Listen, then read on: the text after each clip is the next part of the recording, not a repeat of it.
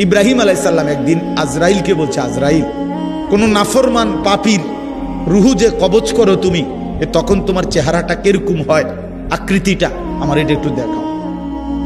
হযরত ইব্রাহিম আলাইহিস সালামকে আজরাইল বলছে, আল্লাহর কসম হে নবী, আপনি সহ্য করতে পারতেন না, আপনি এটা দেখতে চাইেন না।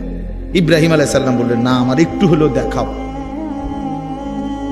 তো আজরাইল এই বিভৎস আকৃতি, মানে নাফরমানের জান কবজ করার সময় উনার যে চেহারার আকৃতি হয়, এই চেহারাটা ধরে ইব্রাহিম আলাইহিস সালামকে দেখাইলেন।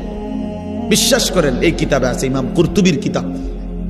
ইব্রাহিম আলাইহিস সালাম একটা চিৎকার মাইরা বেহুশ হয়ে গেছে।